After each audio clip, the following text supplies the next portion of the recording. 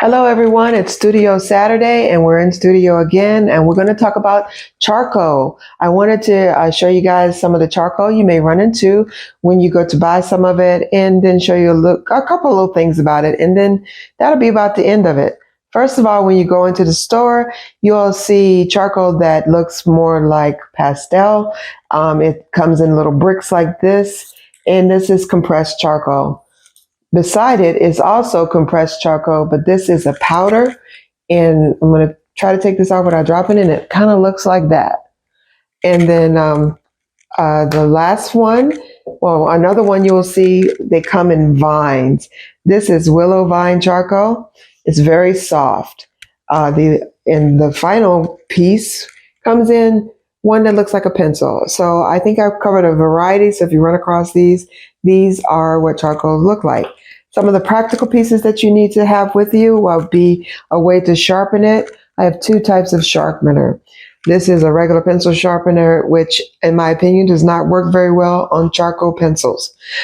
Also is a sand block, which you can take your point and rub on there and make your pencil sharp for very precise lines. And you can also use this particular to sharpen your tortillings. When these things are used for blending and smudging. The last practical piece is an eraser. I have this particular eraser, which is a professional eraser, I think it's MOO, and it picks up charcoal. I have used it on my paintings, but it does erase, but it depends on the paper or how clean the erase is. So the last one is a kneadable eraser, which looks like this. Mine's really kind of yucky, crappy looking to me, but you can, it's almost like Play-Doh, it reminds me of. Fun fact, early on when people were artists, they used to use kneaded up bread as erasers. So that's where this idea comes from. And you put it on there and it, it blends your material, lifts, makes texture and shading. A lot of fun. Okay. The last thing we want to talk about is a paintbrush. I use the paintbrush to spread my charcoal powder. I'm going to show you that in a second at the last thing. And I have a spoon to get my charcoal powder out. So I have 3 different types of paper. Paper is a super important medium in your art. So I have a watercolor, which I have drawings on already, just to kind of show you. This is a Bristol drawing paper that's smooth. This is a tone piece of drawing paper. And this is newspaper print.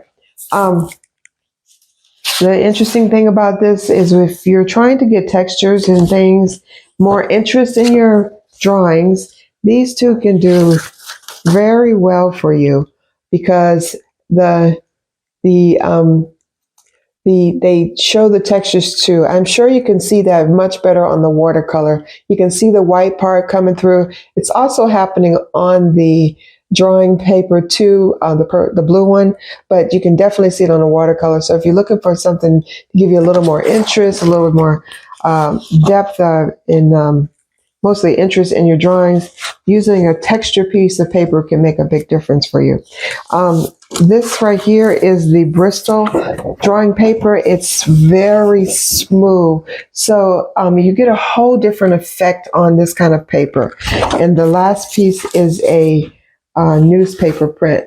And what I will say about this is when you're going to buy your drawing pads, they can be kind of costly. Newspaper print is probably the least expensive medium that you can buy as far as when you're starting out. If you're just practicing, it's a good way to start. Or you could just take old newspapers and draw on those and color them.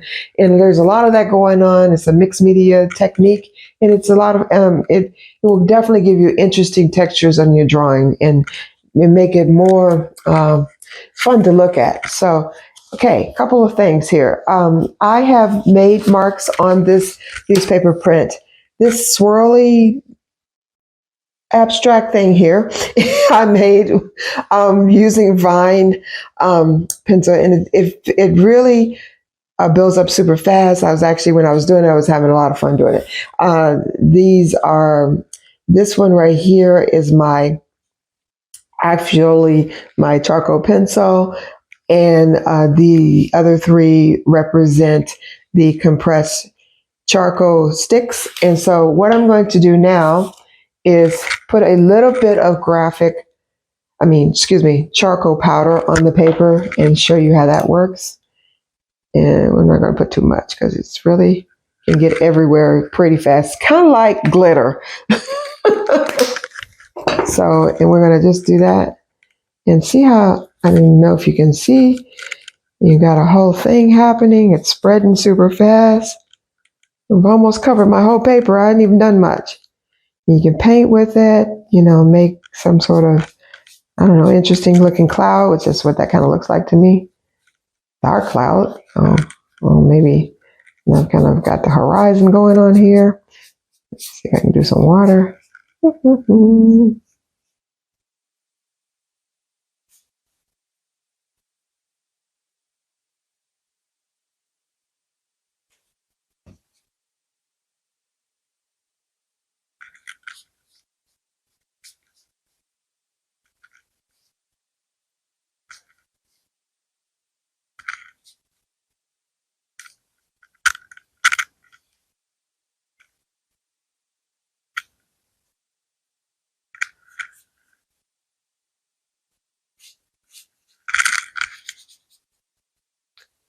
And I've made dark dark inky lake in front of the mountain top here. And we're going to take one of these here and put some more depth in here. Or nothing for me. There it is. Got a line here.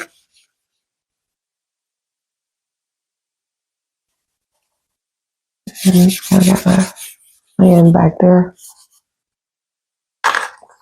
And this here, this kneadable eraser, I'm going to make some like ripples in the water, sort of. Come on now.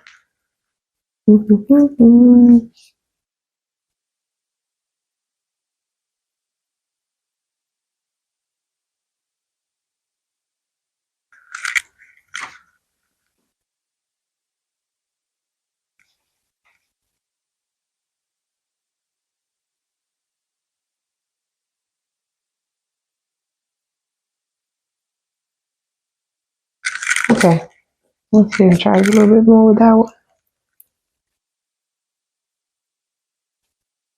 And so, helps when you can get it going. Got a little land mass there.